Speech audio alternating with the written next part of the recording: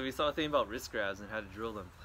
So what you want to think is when you're grabbing someone's wrist, the sole purpose is not to just grab them and subdue their wrists like this, because he's gonna still be able to punch me with the other hand or pull his arm out, right? So when I'm grabbing someone's wrist, the next thing I need to do is start turning his thumbs pointing out, so that makes his chest open up and also his posture mess up, right? So you're grabbing wrist for a purpose. I'm never just grabbing like this or 2-on-1, because then you always have an arm free to get punched, to get clocked in the face. Another thing to consider is when I'm grabbing someone's wrist, I'm also trying to pin their leg to the floor because I'm putting weight down onto that position. So that means he's gonna have to readjust his footing, and that means he's gonna be a little off balance, and it's kind of like the wrist grab is a pathway to another thing, right? Yeah. It's not just grabbing the wrist to hold on to the wrist for. Right. And then if someone grabs your wrist, like there are drills where you just get used to just breaking grips, right? And how you break grips is where the fingers are pointing is where you want to take the direction. So if he grabs me however he wants, his finger's pointing this way, so I gotta figure out a way to break grips that way, right?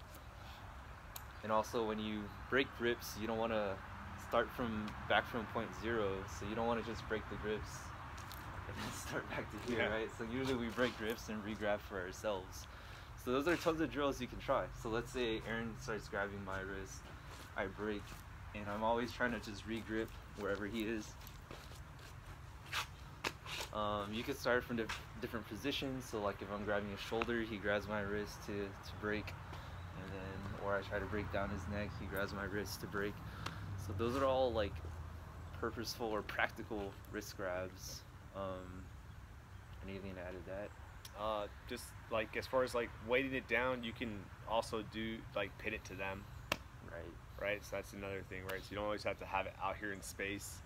You could, if you're grabbing the wrist, you can drive it into them to push it down into them that way, or if they're up here up top, and you can push it down into them this way. Another thing is you don't have to necessarily grab you don't have to squeeze, right? You just create like that C-clamp thing, and then it's like you're leaning on it. And then lean on it, yeah. And so, like I'll do this sometimes. Is if I have his wrist, I'll do this, and then I'll flex into it, and I'll do that kind of a deal.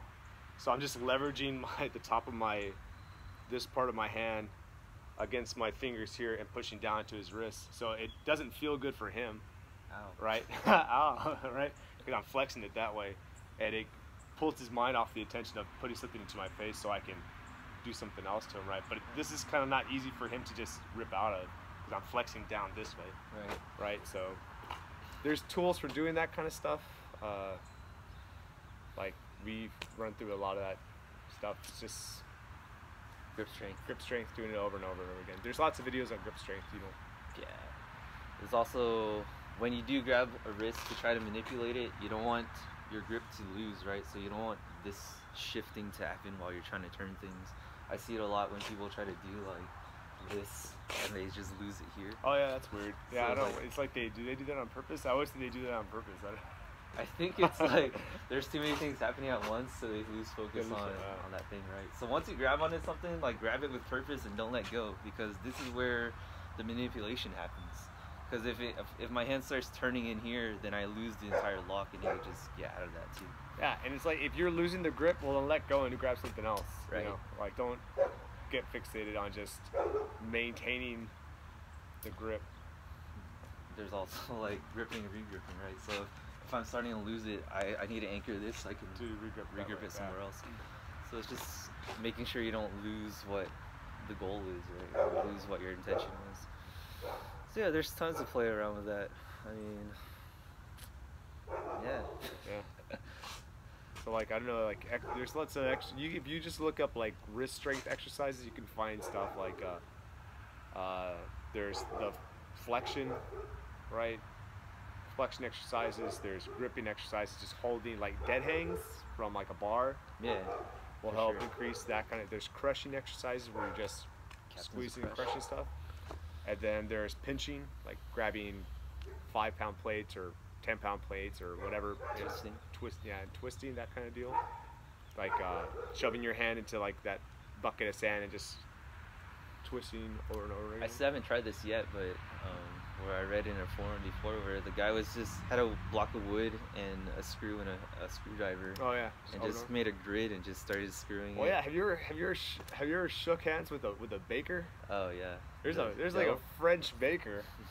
That dude has some mitts on him, man. He's like my height, but damn, dude, like just from kneading dough, I guess. Like it's just still does it that way. I don't know, man. Like, yeah, just repetitive motion tasks like that will build like that kind of strength. And you do like scenario-based grip drills too. Like he grabs my wrist, and every time he grabs the same side wrist, I do this. So we could do it from like a tegami situation, right?